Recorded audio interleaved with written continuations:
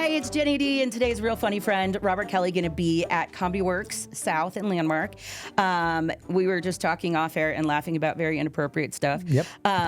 So when you're doing these radio interviews and you're like, I know I can't say something like that, but you still have to get your point across. Are there certain things that you just your go-to? No, you can talk about anything. There's a way to talk about it. I think, especially with my stuff, it's, I mean, certain things you can't, but there's always a way around it. I don't like to be 100% dirty on stage anyway. I don't want to be too graphic. I think there's a word you can find or a way you can say it, and they still get it. And it sounds smarter. It sounds like today we were talking about the Olympics, okay? Yeah. So in the Olympics, apparently there are skiers and stuff that were cheating, and it was like a scandal. Yeah. And it was called the crotch scandal. Yeah. Yeah. And it was where they were using enhancement things to make it more aerodynamic. Yeah. So now they have to do 3D scans of their parts and bits. And we're like, how do we talk about this, but not we're like, the place, the thing, whatever it is. But it was more funny because we couldn't say it. Yeah. And we're trying to walk around it. We're like,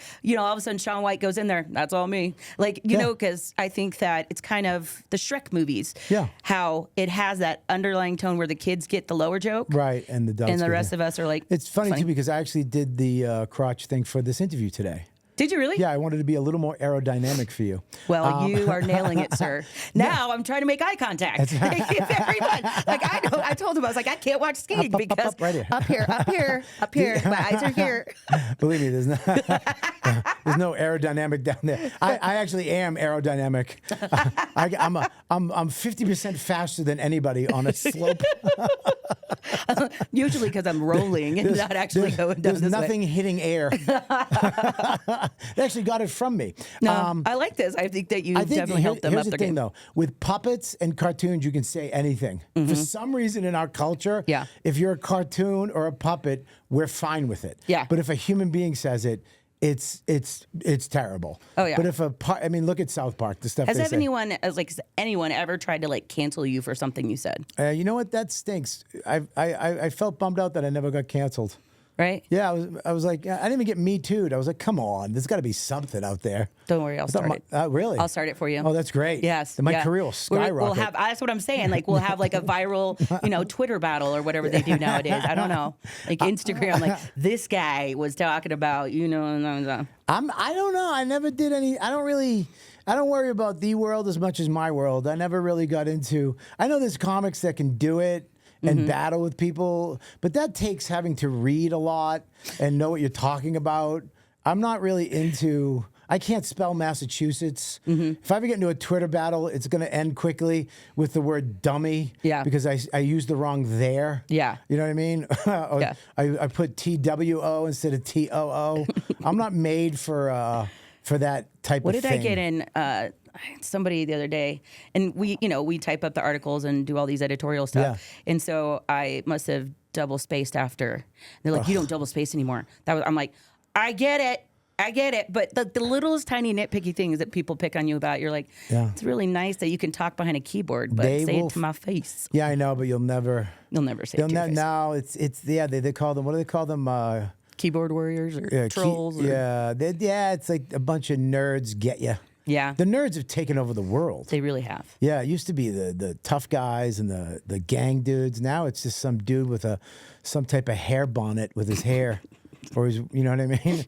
Or he's wearing a hat inside, ironically. I used to make fun of kids like you in school, and now I'm being bullied by you. Yeah, I feel like this is not okay right now. We need bullies back.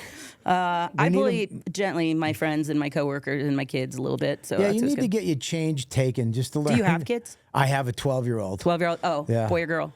Boy. Oh, okay. So yeah, it's a little bit easier for you. No. You don't think so? It was easier back in the 80s when boys could be misogynistic pieces of crap. Yep. Now they can't, you have to. Oh, yeah. You can't, I don't know. I feel like so girls, there's so much. I have an 11-year-old and a 9-year-old, two little girls, and they come home and it's like, we got skincare routines and we've got this. I'm like, wait, what? Like it's so much pressure on them. And then the boys are walking around looking like a llama that just got out of a haystack with their hair. No, my girls kid, are supposed to be perfectly done. No, guys now are, his hair, his fit, they call it a fit. How's my fit? dude, check out my Riz. I don't know Riz. I don't know what. Riz. I don't Yeah. Riz. I don't know.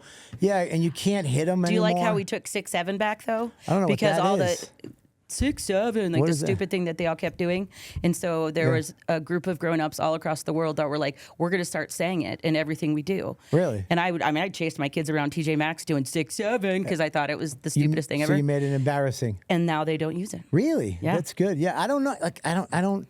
I think for a boy right now Mm-hmm. to raise a young man, like you can't hit him.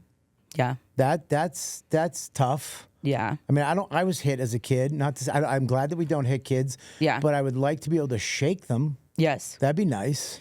Now Like- we have to. I have to say you're going to get a consequence. Use your feeling words, or here's your options of consequences. Yeah. My option was you either shut up or you get a backhand. Right, which I- and I don't agree with hitting kids, No. but there's got to be better than just. Parents were the original bullies. Mm-hmm. Now we're not, and then we're sending them into the world. I think there's a whole generation of us that are bringing it back, though. Yeah. Like we're bringing sarcasm back. We're Sarcasm. Bringing, yeah. Kids nowadays are like the Dutch. They don't get sarcasm. Is this possible? No, dummy, it's a joke. We used to have those back in my day. Ask your parents what a joke is. They used to be great. Tell you. Yeah, my kid though, I know I got a good one because the first day of school this year, we just got a new house, so we're redoing the upstairs. So we're all sleeping like in this one room downstairs, and the alarm went off, and then 2 minutes later he cut the cheese, and he went like this: alarm number 2, and I was like, yes, Oh, I got a good one. Dude, my 11-year-old, she's going to kill me one day when she sees like all the stories I tell about it. But it is something where I always laugh. I'm like, I still think fart jokes are funny. I don't Yeah. know why. I'm like, Listen. my inner child still thinks it's funny. Fart is the king of funny, funnier than any stand-up. A timed fart is the funniest joke Oh, yeah. ever told or done. Funnier than Richard Pryor, funnier than George Carlin. Let me tell you, a good time fart. Do you imagine? You know, I remember we were at a wedding. Me, my wife, and my whole family. On the side of a mountain on the countryside with a babbling brook, with pillow clouds floating. It was beautiful, and we had my cousin who was getting married and his family, her husband's family, whatever, and it was so pretty, and it was like a movie, like a fairy tale wedding. And they came down, and my kid, I guess he got like some type of stomach virus. We didn't know he was sick. He was just kind of lying there. He laid out a fart that could have been in the Boston Pops. It was like jazz. Let me You're tell like, you, I will always remember that moment. the whole wedding, except for his side of the family, Yeah. the whole wedding just went, and then it couldn't stop. It very close came to ruining this wedding. It was the funniest But when moment kids ever. do it, like, and I told them, I'm like, hey, it happens to everybody. We were moving furniture. Yeah. And so she's helping me lift this furniture up. And I'm like, which anyways, like, the thing that sucks about being a single mom is like, you're like, I'm not that strong, Right. but I have to use my 11-year-old as like child labor. And so we're up there and all of a sudden she farts. I'm like, Maddie, like we're in a stairwell. What are you doing? It was like that moment of, Yeah. that was The well best part played. about a fart, though, there's like a joke has a setup, the punchline, Yeah. which would be the fart, Yep. but then the tag. Oh, yeah. The tag is the smell. Hers is like, so we finally get out of there and she does it again. I'm like, Maddie, what are you doing? She goes, I got stress farts. I'm sorry. You need my help? You're going to accept my stress farts. And Yeah. she just like walks off. I'm like, I can't even be mad about But that. the best part is that the tag of that joke, some old lady's going to walk through that and be like, oh, God. And you get to Who look was at that? Oh. And then you blame other people. Oh. If there's not a dog around, you blame whoever else is in there. And it's like the Hunger Games. I farted on a podcast a couple weeks ago, and it took like 8 minutes to get to the guy who was sitting right next to me. And I was just looking at him the whole time, and I'm waiting and waiting. All of a grenade sudden- fart, throw and then- it. It was like a ghost. It just hung out like an apparition. It's like, it's the greatest ever. Fart is the king of comedy in my yeah. book, 100%. Oh, God. I wish mine had in the can right now. How perfect would that be? All right, I'm going to get on that note. I'm going to get out of here before that silent but deadly comes Oh, out. I'm trying to muster one.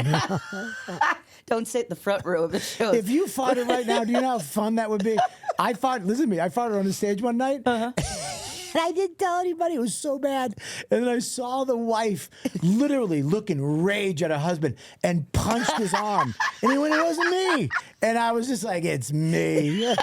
That's like a silent joke for you. Oh, Like, it was oh yeah, so funny. everybody gets blamed. Oh my goodness, check him out at Comedy Works out at the Landmark. Oh, that hurts from laughing. Now I'm like really nervous about it. I don't want to stand up. Oh, if you had one to let it out right now, this would be the most viral clip ever. We'd both be famous tomorrow.